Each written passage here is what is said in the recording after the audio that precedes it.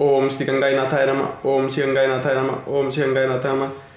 गुरुर्ब्रह्मा गुरुर्विष्णु गुरुदेवो महेश्वराय, गुरु साक्षात पर ब्रह्म तस्मै श्री गुरुवे नमः। सभी साथियों को जय गुरुदेव, और जो नए साधक है तो बहुत बहुत जय गुरुदेव। मैं कमल कुमार आपका अपने YouTube चैनल पर फिर से स्वागत करता हूँ। My spiritual journey with Shri Sakshi Yoga में आपको फिर से अभिनंदन करता हूँ। मेरे साथ को आज हम नील नक्षत्र की व्याख्या करेंगे, जो कि मेघनाथ का टॉपिक है। मेघनाथ सिद्ध योग कई हजार वर्ष पूर्व प्राचीन ऋषि मच्छिंद्रनाथ जी ने प्रतिपादित किया। वह इन्हीं के परम शिष्य महायोगी शिव अवतारी गुरु गोरक्षनाथ जी के माध्यम से फलता फूलता रहा। कालांतर में महर्षि पतंजलि ने इसे लिपिबद्ध कर नियम बनाए, जो कि 195 सूत्रों में विभक्त किया गया, साथ को बांटा गया उनको। अतः सिद्ध योग नाथ योगियों की देन है। इसमें सभी प्रकार के योग सम्मिलित होते हैं, जैसे भक्ति योग, कर्म योग, राजयोग, हठ योग, विहंगम योग, सहज योग, लय योग, नाद योग, सभी प्रकार के योग सम्मिलित होते हैं। इसलिए इसे महायोग या पूर्ण योग भी कहते हैं। पतंजलि योग दर्शन के अनुसार चित्त की वृत्तियों का निरोध ही योग है, या आत्मा या परमात्मा का मिलन ही योग है। सिद्ध गुरु में गुरु अपनी शक्ति से शक्तिपात इच्छा द्वारा कुंडली शक्ति को चेतन करते हैं। गुरुदेव श्याग को सिद्ध योग सिद्ध गुरु क्यों कहा गया, इसका भी कारण है साथ को, कृपया ध्यान पर सुनिए साथ को। गुरु निर्गुण निराकार ईश्वर के सगुण साकार रूप होते हैं। पूज्य गुरुदेव श्री रामलाल जी श्याग का जन्म बीकानेर जिले के पलाना गांव में 24 नवंबर 1926 को हुआ। सन 1956 में बीकानेर रेलवे में हेड क्लर्क के पद पर आसीन हुए। परिस्थितियोंवश गुरुदेव ने सन 1968-69 में गायत्री की तपस्या की। गायत्री की यज्ञोपवीत धारण करके तपस्या की, उपासना की, जिससे गुरुदेव को ईश्वर के निर्गुण निराकार स्वरूप गायत्री सिद्धि हो गई। तथा सन 1984 में गुरुदेव के गुरुदेव बाबा श्री गंगानाथ जी योगी, जो कि आईपंथी नाथ थे, उनकी अविद्युत कृपा से सगुण साकार भगवान श्री कृष्ण की सिद्धि हो गई, जिससे पूज्य गुरुदेव को एक सिद्ध गुरु का पद प्राप्त हुआ। महर्षि अरविंद के अनुसार जब ये भक्ति में दोनों सिद्धियां सगुण साकार व निर्गुण निराकार हो जाएगी, तब समस्त मानवता का कल्याण हो जाएगा, रूपांतरण हो जाएगा। पूज्य गुरुदेव को एक साथ हजारों लाखों साधकों में शक्तिपात दीक्षा से कुंडली करने की सामर्थ्य प्राप्त है। कुंडली शक्ति यह ईश्वर की पराशक्ति है। इसे बाहर हम राधा, सीता, दुर्गा, काली, अम्बा, दुर्गा आदि नाम से पूछते हैं। योग में उसको कुंडली शक्ति कहते हैं। यह मनुष्य शरीर में मूलाधार चक्र रीढ़ की हड्डी का निचला हिस्सा में सोई भी रहती है, सुषुप्तावस्था में रहती है। कुंडली शक्ति का बाह्य स्वरूप हमारे शरीर व इंद्रियों को क्रियात्मकता प्रदान करता है, एवं आंतरिक स्वरूप हमारे अंतर में आध्यात्मिक प्रक्रिया को विकसित करता है। कुंडली शक्ति जागृत होने पर यथार्थ में साधक की आध्यात्मिक यात्रा प्रारंभ होती है और उसका नया जन्म होता है, वह दिव्य बनता है। कुंडली जागरण व साध्य रोगों के रोगों का ठीक होना, कैसे प्रकार ठीक होते हैं साध्य रोग, ये इसका भी कारण साधक सुनिएगा ध्यानपूर्वक। पूर्व में कुंडली जागरण पतंजलि योग दर्शन के 8 अंगों का नियमित साधना एवं तपस्या से संभव होता था। वर्तमान में महर्षि पतंजलि योग के 8 अंगों का पालन बौद्धिक प्रयासों द्वारा, बुद्धि और दिमाग से जो बौद्धिक प्रयास है उससे असंभव है। लेकिन सिद्ध गुरु श्री रामलाल जी श्याग अपनी शक्ति से साधकों में शक्तिपात कर कुंडली को चेतन कर रहे हैं। जात कुंडली शक्ति पतंजलि योग दर्शन में वर्णित 8 अंगों का पालन स्वयं अपने अधीन करवाती है। वह शरीर की आवश्यकता अनुसार ध्यान के दौरान विभिन्न प्रकार की क्रियाएं जैसे आसन, बंध, मुद्राएं एवं प्राणायाम स्वतः करवाती है। इन स्वतः होने वाली क्रियाओं से साधक का शरीर समस्त प्रकार के शारीरिक, मानसिक व आध्यात्मिक रोगों से पूर्ण रूप से मुक्त हो जाता है। नियमित रूप से संजीवनी मंत्र के जाप व ध्यान से कुंडली शक्ति साधक के समस्त कर्म संस्कारों को नष्ट करते हुए सुषुम्ना नाड़ी में ऊर्ध्वगमन करने लगती है। सुषुम्ना नाड़ी में बीच में जा रही है, ये इंद्रा, ये पिंगला है, बीच में नाड़ी आ रही है, मूलाधार से ये सुषुम्ना है, यहाँ पर ऊर्ध्वगमन करती है। एवं 6 चक्रों का भेदन कर सहस्रार में भगवान शिव के स्थान में लय हो जाती है, अर्थात भगवान शिव व शक्ति का मिलन होता है, जो साधक आध्यात्मिकता के अंतिम लक्ष्य मोक्ष की स्थिति को प्राप्त कर सकता है। कल की अवतार एवं गुरुदेव सिया को क्यों कहा गया, इसका कारण है साथ को वर्तमान में धर्म का पूर्ण रूप से पतन हो चुका है तथा विश्व के सभी धर्माचार्य केवल कथा प्रवचन करके ही ईश्वर की कल्पना करवा रहे हैं, जबकि ईश्वर प्रत्यक्ष अनुभूति एवं साक्षात्कार का विषय है, सेल्फ रियलाइजेशन एवं विजुअलाइजेशन का विषय है। वर्तमान में संपूर्ण मानव जाति तामसिक शक्तियों के अधीन है, अतः ऐसे घोर कलयुग में सारे धर्मों द्वारा अवतार के आने की भविष्यवाणी की है। भगवद गीता के अनुसार यदा यदा ही धर्मस्य ग्लानिर्भवति भवति भारत है,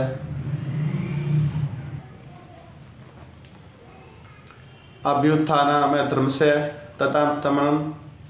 तदात्मानं सृजाम्यहम् परित्राणाय साधूनां विनाशाय च दुष्कृतां धर्म संस्थापनार्थाय संभवामि युगे युगे।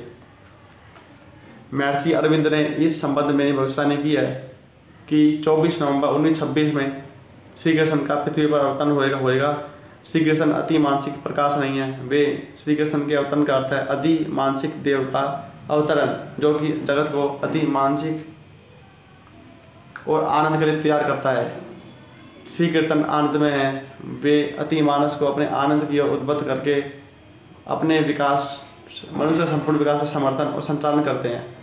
24 नवंबर 1926 को इस पृथ्वी पर अवतरित हुई सत्ता सुपरमेंटल फोर्स 1967 में मानवता में प्रत्यक्ष अनुभूति कराने लगेगी, और यह अवतरित सत्ता 10वां अवतार थर्ड कंफोर्टर, जिसे ईसाइयों ने थर्ड कंफोर्टर का है, संपूर्ण मानवता में एक नया परिवर्तन लाएगी। वह अवतारवाद के सिद्धांत के अनुसार 10वें अवतार के कारण संपूर्ण मानव जाति पूर्णता प्राप्त करेगी। पूज्य गुरुदेव त्याग के माध्यम से सारी भविष्यवाणियां मानवता में मूर्त रूप ले रही हैं। समस्त साधक सभी प्रकार के सांसारिक परेशानियों से मुक्त होकर बाकी के तीनों कोषों को सतमय कोष, चित्तमय कोष, आनंदमय कोष को चेतन कर रहे हैं एवं सच्चिदानंद की स्थिति को प्राप्त कर रहे हैं, डेवलप हो रहे हैं। जिससे श्री अरविंद के अनुसार श्री कृष्ण ने भविष्यवाणी की थी कि श्री कृष्ण के मुखारविंद से भविष्यवाणी जो की थी, उसके अनुसार आगामी मानव जाति दिव्य शरीर धारण करेगी, वह संपूर्ण विश्व में शांति स्थापित करेगी। भारत जीवन के सामने योग का आदर्श रखने के लिए उठ रहा है। वह योग के द्वारा सच्ची स्वाधीनता, एकता और महानता प्राप्त करेगा, और योग के द्वारा उसका संपूर्ण रक्षण करेगा। महर्षि अरविंद ने कहा है, और यह भारत एक दिन विश्वगुरु बनेगा। ये गुरुदेव की भविष्यवाणी और अरविंद की भविष्यवाणी है। ध्यान की विधि: आरामदायक स्थिति में बैठकर किसी भी दिशा में बैठें एवं 2 मिनट तक गुरुदेव के चित्र का खुली आंखों से देखें। फिर आंखें बंद करके आज्ञा चक्र भुवों के बीच जहाँ बिंदी अतर लगाते हैं, यहाँ पर गुरुदेव को देखें और 15 मिनट ध्यान करने की प्रार्थना बैठें। उनके चित्र का स्मरण करें, फिर 15 मिनट के लिए गुरुदेव के ध्यान स्थिति करने हेतु प्रार्थना करें। हे गुरुदेव, मेरा ध्यान 15 मिनट के लिए स्थिर कर दीजिए। जितने समय के लिए बैठ रहे हैं उन समय का नाम लेकर गुरुदेव से प्रार्थना कीजिए। फिर गुरुदेव का चित्र का आज्ञा चक्र पर ध्यान केंद्रित करते हुए यदि गुरुदेव से दीक्षित हैं तो गुरुदेव द्वारा दिए हुए मंत्र का, नहीं तो गुरुदेव राम राम, कृष्ण कृष्ण, जीसस जीसस, अल्लाह अल्लाह, वाहे गुरु आदि किसी पवित्र नाम का मानसिक जाप बिना होठ जीभ हिलाए करें। ध्यान के दौरान किसी भी प्रकार के योगिक क्रियाएं जैसे आसन, बंद मुद्राएं, प्राणायाम आदि स्वतः होने लगें तो उन्हें रोकने का प्रयास नहीं करें तथा उन्हें सहज में होने दें। यह शरीर की शुद्धि एवं रोग मुक्ति हेतु पूर्ण शक्ति आपके अंदर करवाती है। ध्यानावस्था के बाद स्थिति सामान्य हो जाएगी।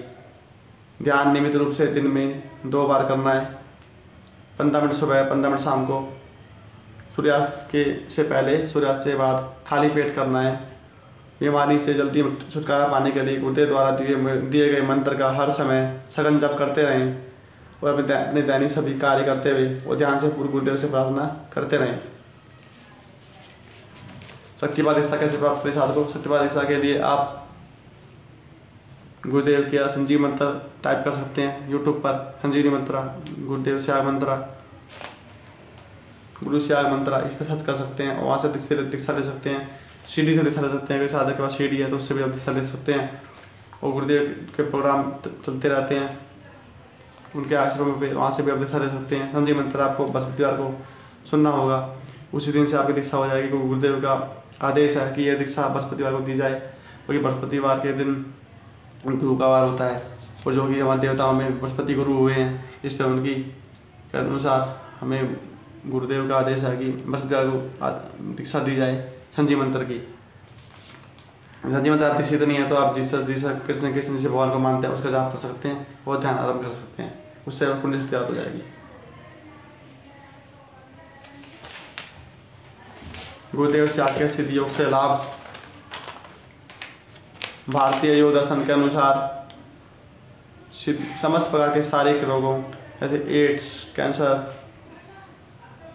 दमा, हीमोफीलिया, गठिया, blood pressure, diabetes, TB, hepatitis से पूर्ण मुक्ति संभव है। सभी प्रकार के मानसिक रोगों जैसे मानसिक तनाव, पागलपन, फोबिया, भय व अनिद्रा आदि से मुक्ति। समस्त प्रकार के नशों जैसे शराब, अफीम, हीरोइन, भांग, तंबाकू आदि से बिना परेशानी छुटकारा। ध्यान योग द्वारा विद्यार्थियों को की समझ शक्ति में वृद्धि एवं एकाग्रता में भी वृद्धि। आध्यात्मिकता के पूर्ण ज्ञान के साथ भूत, वर्तमान एवं भविष्य की घटनाओं को ध्यान के दौरान प्रत्यक्ष देखना और सुनना। गृहस्थ जीवन में रहते हुए नाम जप व ध्यान द्वारा साधक के ईश्वर तत्व की प्रत्यक्ष अनुभूति एवं साक्षात्कार करना संभव हो जाता है। सिद्ध योग में आपको कहीं जाने की जरूरत नहीं है, बल्कि घर बैठे गुरुदेव की तस्वीर व का नाम जप व ध्यान से वांछित परिणाम हासिल कर सकते हैं। जय गुरुदेव, जय कल्कि।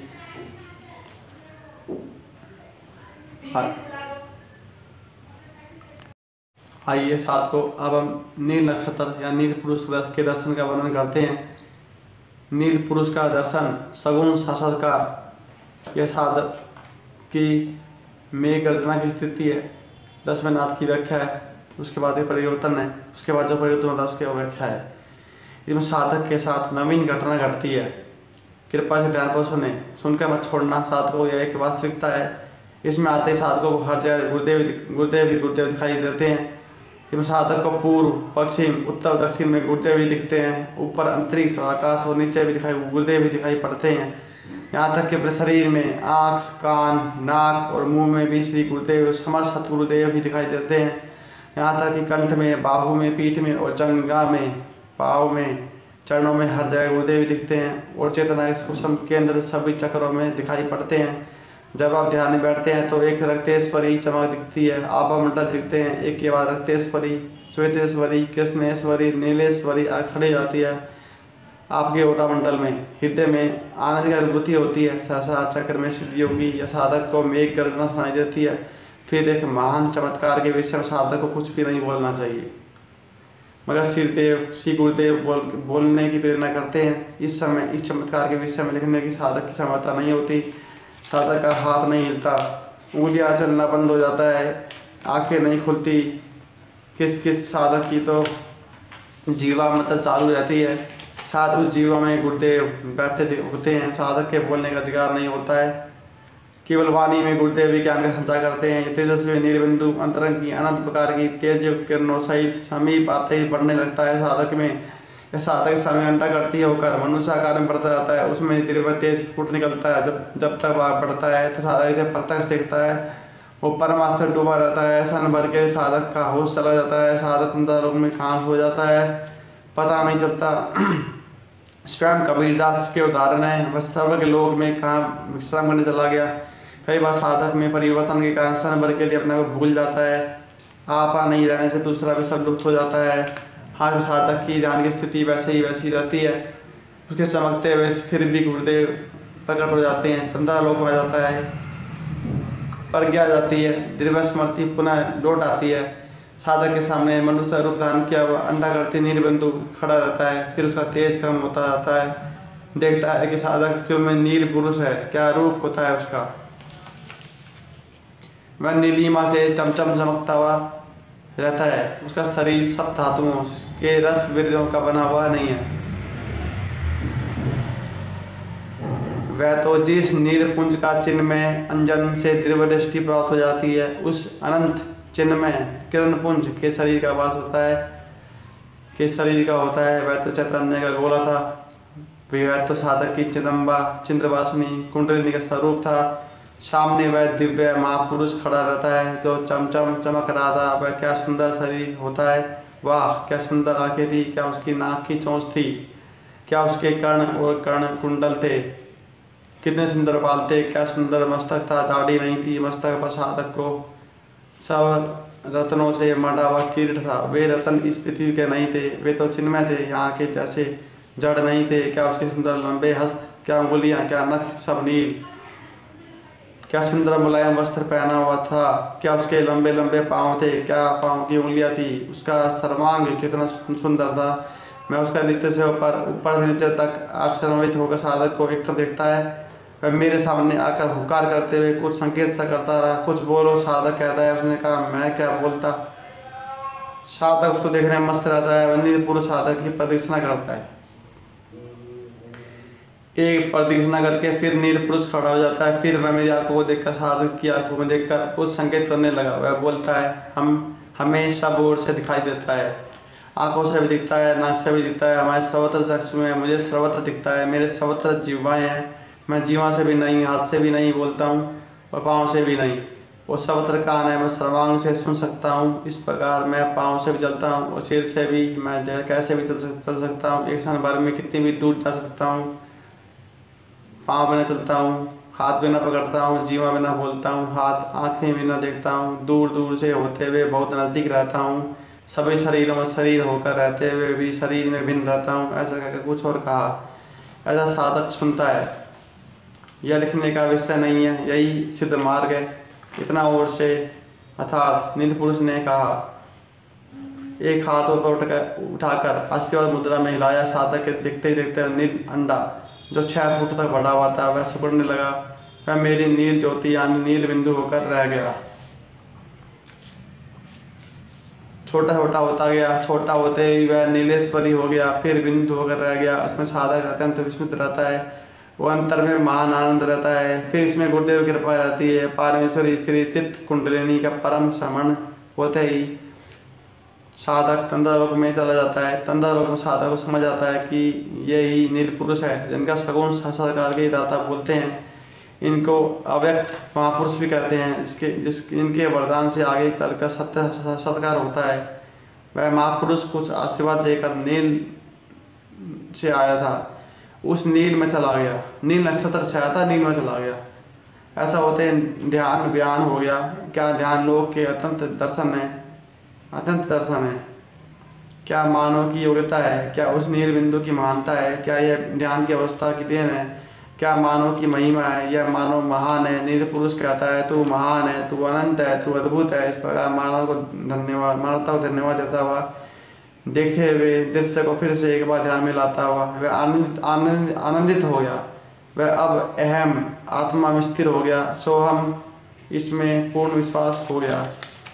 तेरे में देव में तू की अनुभूति का साक्षात्कार होने लगा। यह गीता के 13वें अध्याय में भी है कि वह दिव्य पुरुष था जिसके सर्वत्र कान, हाथ और पाँव हैं, जिसके सर्वत्र आँखें, सिर और मुख हैं, जो सभी को जानकर सभी को आवृत करके स्थित हैं, अर्थात जो संसार में रहकर सर्वेंद्रियों के गुणों में सूक्ष्म रूप से भासमान रहता है, जो इंद्रियों से भासमान होने पर भी सर्व इंद्रियों से दूर इंद्रिय रक्षित है, जो शरीर में साधक सोचता है मैं हूँ क्या क्या ऐसा कहने पर भी अनासक्त है। वह सबका पोषण करने वाला, 72,000 नाड़ियों के अणु अणु को संभालने वाला, रस को रस में, रक्त को रक्त में करके पोषण करने वाला है। वह गुणातीत केवल निर्गुण होने पर भी शरीर में संसार में रहकर सभी गुणों को भोगता है। कोई अन्न दे तो खा लेता है, कोई फूल दे तो वह धारण कर लेता है, कोई वस्त्र दे तो उसे पहन लेता है, कोई नमस्कार करे तो उसको भी ले लेता है। देने वाले के ये समझाने पर भी कि हम बागो देते हैं वह ले लेता है। अर्थात सभी मानव, दानव, पशु, पक्षी, कृमि, कीट, स्थावर, जंगम जगत में अंतर बाह्य व्याप्त होकर रहने वाला है। वह सूक्ष्म होने से समझ में नहीं आता, वह बहुत दूर रहने वाला है। ऐसा समझाने पर भी वह अत्यंत निकट संसार के बीच में रहता है। ऐसा परमात्मा भक्ति जाति, क्रिया, नाम, रूप, देश, काल आदि से भेद रूप से दिखाई देने पर अभेद होकर रहता है। वह मनुष्य में मनुष्य, पक्षी में पक्षी, गाय में गाय, घोड़े में घोड़ा, नर में नर, नारी में नारी होकर रहता है। अधिक क्या कहूँ, वह सब होकर भी सबसे निराला रहता है। सभी भूतों को भांता भांता समान अपनी शक्ति देते हुए, उनका भरण पोषण करते हुए सबको अपने में समेट लेता है। वह ज्योतियों की परम ज्योति है, उसी से सब ज्योतियाँ चमकती हैं। वहाँ तमोगुण है ही नहीं, वहाँ तम है ही नहीं, वह सबका ज्ञान रखता है। यदि ऐसा न होता तो सिद्ध गुरु उस नील पुरुष को कैसे जान सकता, जो परम ज्ञेय है, जो ध्यान की उच्च अवस्था उस दशा में प्राप्त होने वाला कुंडलिनी का प्रसाद रूप है, जो सर्वज्ञ लोक के ज्ञान से समझ में आने वाला है और जो सर्वथा हृदय और संसार में निवास करने वाला है। उस नील बिंदु, उस नीलेश्वरी महादेव, उस नील नित्यानंद का साधक को दर्शन होता है। हे साधको, तुम्हारे नील के अंदर वह है, परंतु ऐसा मत समझो कि नील के दर्शन मात्र से तुम पूर्ण हो गए हो। वह अव्यक्त महापुरुष साधक के लिए गुहित छुपा हुआ ज्ञान है, वह सिद्ध पर्थ मार्ग का लक्ष्य है। कालांतर में भी वह कहने की बात नहीं है कि न तो लिखने का विषय है, इसके ही प्रसाद से आगे दिव्य साक्षात्कार होगा। यह न लिखने वाली बात कैसे लिखी गई, यह सिद्ध योगी ही जाने। मैंने रचा होकर कहा, यही भाव में लिखा। इतना होने पर भी पूर्ण समाधान होने में शेष था। अब वह ध्यान दिव्य हो गया था, डिवाइन हो गया था। कुछ समय के लिए मैंने देखा जो नील पुरुष देखा था उसको अव्यक्त तेज का गोला कहते हैं। इसने भूमंडल को अपने अंदर समा लिया था, उसके अव्यक्त तेज का गोला कहते हैं।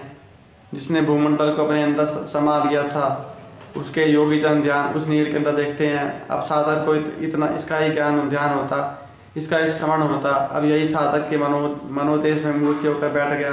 साधक नित्य ध्यान करता है, ध्यान में वही मधु में तेज युक्त नील उत्तरोत्तर अत्यंत प्रकार साधक को दिखता है। उसमें रुचि अधिक बढ़ती जाती है, क्योंकि वह नित्य नए नए प्रचंड तेज को ध्यान करता है। वह ध्यान सहस्रार में होता है, साथ साथ मेघनाथ का दिव्य गर्जन भी सुनता है। मेघ सुनते सुनते ध्यान इतना आनंद में हो जाता है कि चित्त की नाना प्रकार की पूर्व वासना इसके गर्दन से छिन्न भिन्न होकर न जाने कहाँ चली गई। वह नाद सुनते सुनते उस निरामय परब्रह्म में सन्मन के लिए एक तत्व लाभ की अनुभूति हो जाती है।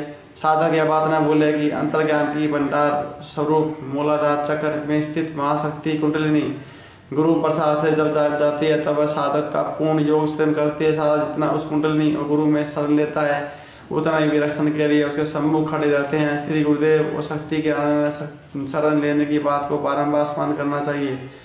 इस महाशक्ति को पारमेश्वरी अनुग्राही का शक्ति कहने से सिद्ध गुरु से दीक्षित साधक समझे कि कुंडलिनी है, गुरु है। परसी वह सुई वस्त्र को स्पर्श करते बीनते ऊपर जाती है, वैसे ही महाशक्ति कुंडलिनी मूलाधार चक्र से सुषुम्ना चक्र भेदन करते हुए ब्रह्मांड तक जाती है। तब साधक के शरीर में उसके स्पर्श का अनुभव अवश्य होता है। जब कुंडलिनी मासिक जागृत होती है, तब वह 72 नाड़ियों में व्याप्त होकर साधक को मृदु, कोमल, सुखद, दिव्य स्पर्श का बोध कराती है। स्पर्श साधकों की प्रकृति की आवश्यकता के अनुसार कोमल या कठोर भी होता है। जब कठोर होता है तो सर्वांग में अग्नि जलन की अनुभूति होती है। शरीर में अग्नि ऐसे जल रही है, ऐसी अनुभूति होगी साधकों को होती है, ऐसी अनुभूति होती है। ऐसा कहने होने पर भी मृदु और कठोर ये दोनों उसी परम ब्रह्म के स्वरूप हैं। उतर ध्यान स्थिर हो जाने पर भी जब संसार में मेघ गर्जन होने लगता है और जीवा तालु में लटक जाती है, तब साधक दिव्य रस का पान करने लगता है। कभी कभी जीवा जब तालु में लटक जाती है, तब शीतल चंदामृत का पान भी होता है। इस अमृत का पान करने साधक आश्चर्य में मगन हो जाता है और नित्य प्रति अभ्यास में रुचि बढ़ाते हुए अपने उसके अधिकाधिक पास करने का जाने का प्रयत्न करता है। इस रसपान करने के भी बहुत प्रकार हैं। इस विशेष रसपान में साधक को मक्खन, दूध, घी, मट्ठा, मधु, शहद आदि के रस की जाति के पेयों का भी अनुभव होता है। यह समान तत्व होता है। जब साधक को मन आज्ञा चक्र में लीन हो जाता है और भगोटी में निर्वात दिव रस अदृश्य होता है। ऐसा रसपान होने से अनेक आंतरिक रोग भी चले जाते हैं। ध्यान करते करते साधक की प्राणवायु भूमध्य में स्थिर हो जाने पर भी वहाँ दिव्य सुगंध का उद्भव होता है। उस दिव्य सुगंध को सूंघते ही बड़ी उच्च दशा प्राप्त होती है। ऐसी अनंत प्रकार की अनुभूतियों को लेकर साधक का ध्यान आगे बढ़ता जाता है। इस नील पुरुष के दर्शन के बाद ध्यान ऊर्ध्वाकाश में ही स्थिर होने लगता है। उस ऊर्ध्वाकाश में बादल के धुएं जैसा दिव्य तेज दिखता है। उस दिव्य के तेज के मध्य में नील पुरुष दिखाई देता है। वह तेज नित्य प्रति बढ़ने लगता है। उस नील के पास सर्वत्र तेज है। यह समझ आता है कि संसार आकाश का तेज इस बिंदु की महिमा पर आश्रित है। उस नील से ही तेज प्राप्त होता है। रोज यही ध्यान में नित्य ध्यान कर में आत्मा हम वर्ती करता होता है। कभी कभी अनुभूति होती है कि नील कुछ समय के लिए अंदर और बाहर आता जाता है। यदि किसी महापुरुष के आने जाने का दृष्टांत मिले तो साधक को यह समझना चाहिए कि उस नील के द्वारा ही यह सब होता है। जय गुरुदेव, जय कल्कि। प्रिय साधकों, संजीव मंत्र सुनने के लिए आप गुरुदेव के साइट पर जा सकते हैं, www.the-comforter.org सर्च कर सकते हैं, या दूसरी साइट www.gurusyayoga.org सर्च कर सकते हैं। जय गुरुदेव, जय कल्कि। साधकों, आप संजीव मंत्र सुन सकते हैं। सुनने के लिए यूट्यूब पे जा सकते हैं, गुरु सागर मंत्र संजीव मंत्र लिख सकते हैं।